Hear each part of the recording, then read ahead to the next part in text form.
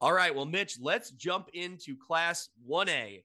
Lena-Winslow, the number 1 seed in the north half of the bracket, gets the win 30-0 over Anawan-Wethersfield. As we said, they're the lone survivor here in our local coverage area when we're talking about 11-man football. The Panthers advance to their 6th consecutive 1A semifinal appearance. Every year we've been doing this podcast, Mitch, we've been talking about Lena-Winslow at this time of year. So no surprise that they're back here again. But interesting the way this game played out. They win another big game, but it really kind of played out a little bit differently. Tell us about it. Yeah, it didn't play out the way that I anticipated it to go at all. I thought here's the thing. I assumed that Lena would win this game, but I definitely thought that Annawan Wethersfield presented a challenge to them because the way that they had played all season, the way that the Titans were physical up front, you've got a physical rushing attack. That's something that you can attack any team with, including Lena-Winslow. And I continue to be proved wrong after all these years because this Lena-Winslow program is just so ready for every challenge that comes their way, and they're just such a disciplined, good football team. So we mentioned that the way this game went was completely different from last week. Last week, Forson had the ball for over 30 minutes and didn't score any. Not I don't remember how many points they scored, but Lena-Winslow only had the ball for 15 minutes and scored 45. So this week, and again, I'm not on the coaching staff. I don't know if this was part of the plan here. If it was incredibly smart. 32 minutes of possession for Lena-Winslow in this one. Sustained drives, kept that Anawan-Wethersfield offense off the field. Gage Dunker had 36 carries in this game, 196 yards. He scored all 4 of the Panthers' touchdowns. Coburn Lynch, he added 118 yards on 19 carries as well. So, but again, you have that sort of offensive strategy of time management, long drives. But when that Panther defense was on the field, boy, did they dominate. They held Anawan-Wethersfield to just 63 yards of offense and 5 first downs. So an offense that I think was over 40 points a number of weeks in a row. Yeah. Was completely shut down by this Panther defense. Well, and the Titans were never really able to march down into Lee-Win territory, right? I mean, they pretty much were limited to their own side of the field on offense. So, I mean, just a great effort from this Lena-Winslow team that continues to impress, week in and week out. Mitch, I don't know if you listen to, I know you used to, the Solid Verbal. This is a game, the Solid Verbal college football podcast. This is a game that they would have called a crock potting, where it's just it's a slow burn all day, that there were from what I can tell, I don't think there were any huge big plays from Lee-Win, and they certainly didn't jump out huge early on. I think they were only winning 16-0 at halftime. Yes, I think that's right. Yeah. So you know what I mean? It was just kind of a slow burn all day where they just slowly kind of kept building that lead. They were never really in danger, but they didn't blow the doors off this one early on. Right. And speaking of Dan and Ty, we unfortunately saw the other side of this, and we'll talk about these games later. Some boat races, unfortunately, but this was, as you said, this is a crockpot type of game, and that's what Lena-Winslow does, right? It's just a slow. I mean, I don't mean to say that it's a slow attack because they don't play that way, but they just wear you down. Well, that's what I think is. Yeah, they just take it out of you. You just cannot get into a rhythm against them. And again, as I mentioned earlier, they're just so disciplined of a football team. Yep. It's hard to get going. And when you play a style similar to Lena-Winslow, right, it's like they're even more equipped to stop that. So again, it's a tough draw for anybody to come up against Lena-Winslow. It doesn't take anything away from Anawan-Wethersfield's season. Really loved the way that they played this year. I was high on them from the beginning of the season. Yep. with what they've got coming back, I'm going to be high on them again coming into next year. So, this was a great season for Antelope Weathersfield, and another great season for Lena-Winslow that continues to roll on. Yeah, Zeb Rashid is back for another year next year, and that seems like he's been around forever. We've been saying his name for what Right. seems like 5 years, and he's back again next year as a senior. So yeah, if you have that kind of talent in your backfield, you're going to be in the mix to win some football games and compete for a conference title. I believe that. So yeah, this Antelope Weathersfield team will be back in the mix again next year. And, obviously, yeah, like you said, getting back to Lena-Winslow, I think what impresses me is that, yeah, they can beat you in a variety of ways, right? They can hit you with the big strike. They can, bounce off tackles and go for a 50-yard touchdown run, or they can slowly march downfield, control the clock, and just really ground and pound. And that line is just going to bulldoze its way into the end zone.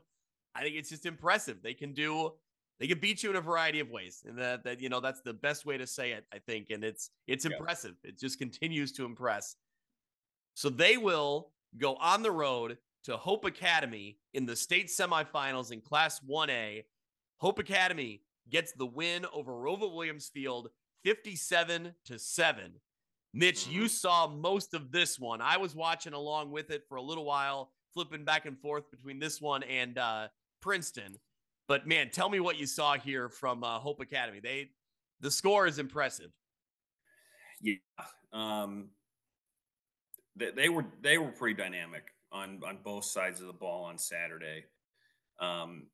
Robert Williamsfield ended up scoring first, and I think I texted you at that time that, man, they really drove the ball pretty well. I think it was an 85-yard drive. Yeah, and I went back and watched the replay, and yeah, you were absolutely right. Yeah, they marched downfield first. And you really thought, like, okay, if they can establish themselves like that, this is going to be, this is going to be a good game for them. Right. And then they even got that Cougar defense even got Chicago Hope to a fourth down on their first drive. And it ended up being like a 40-yard toss into the end zone from Eddie Jenkins Jr. And it was caught for a touchdown. And that's how things went from that point on. And that was a wild play too. Yeah. Because the Cougars defense had him trapped in the backfield. He scrambles back about 15 yards and escapes the pressure. And like you said, just throws one, just launches one deep. And the guy is just out of reach of the defender, falls right in his lap. I mean, heck of a throw. I mean, just unbelievably athletic play for a play that looked broken, and they, made something out of nothing. And we saw that again later. Keep telling us about it. Cause I saw some of the highlights. It was impressive. Yeah. It didn't get any better for the Cougars after that. Again, Hope was just so good on both sides of the ball. They ended up forcing 4 turnovers on the day. There was a pick 6 included in there. I mean, it was at this point in the game, it was 29-7, and this was right before half. And this was just an example of how good Eddie Jenkins Jr. is, and the type of player that he is, and the type of player that Lena-Winslow is going to have to defend. They are deep in their own territory. I mean, there is no time remaining. And he's bouncing around back there, doesn't see anything, and decides to take off. We tweeted out the video. I can't even describe it. Like, it's such a great play that he's running down the sideline. He's juking. He's getting out of tackles. He's running on the complete opposite side of the field. Gets all the way inside the 10. Jukes out and breaks a couple more tackles and jumps into the end zone as time had already expired by then. And it was just like, what can you do? I mean, how do you stop something like that? It's just crazy. And they've been doing this all year. It's a super athletic team that just, they had a really great, I think you mentioned it too, right? A team like that, you almost got to hope for poor conditions to slow them down a little bit, but it was a great day there in Oneida. And their abilities really shine. So Hope got the big win here. our Cougars, Greg, we talked a lot about them all year. We really enjoyed covering this team, but they've got a lot of guys coming back. This is a good stepping stone, I think, for that program. And much as we talked about, Weathersfield kind of being an early contender for that LLC title, the Cougars are going to be right there, no question about it. Yeah. Before we wrap up the talk on the Cougars and, congratulate them on a great season here, Mitch, I also want to give a shout out to Grant Goldstrand, head coach of the Cougars.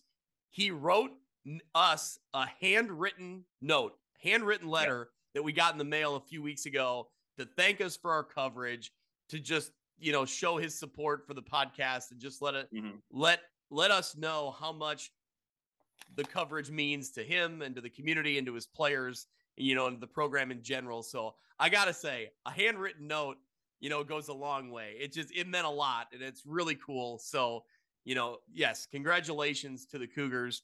Fun team to follow. And, we'll be following them next year and for years to come, the way that they're competing and in the mix here. Yeah. And, as you mentioned, we really appreciate that support from that community, but that support for the team really shined in this game too. After the game, and I think they do this after every single game, but even after a tough playoff loss, a season-ending loss, the fans are lined up along the perimeter of the field to congratulate the players. And again, as I mentioned, it's a great season to be very, very proud of.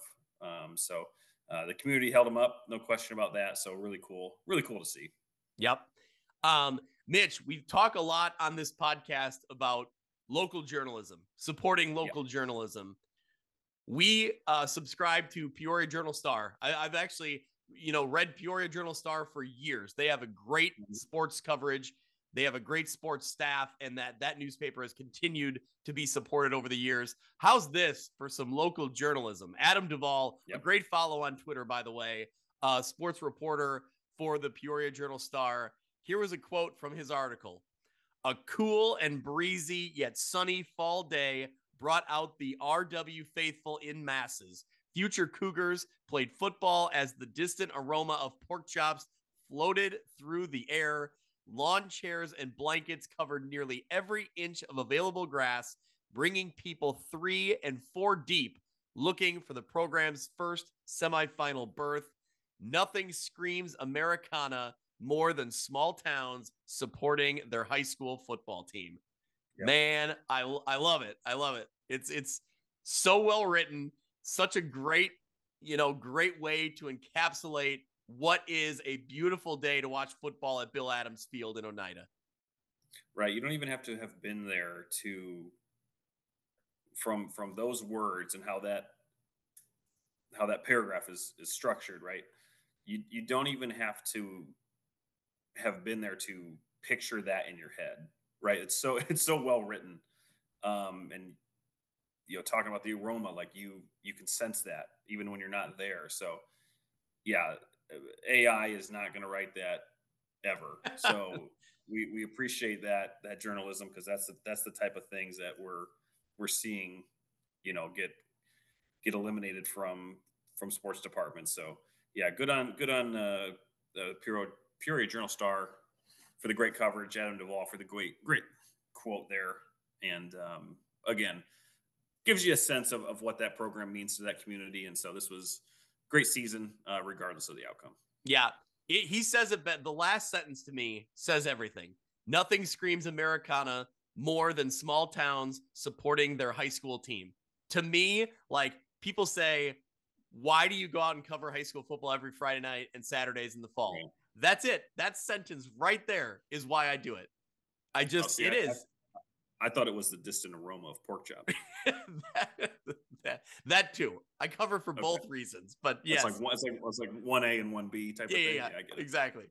All right. Well, Mitch, when we look through the bracket here, we got Lena-Winslow and Hope Academy. Lena-Winslow goes on the road for this one to Chicago to face Hope Academy.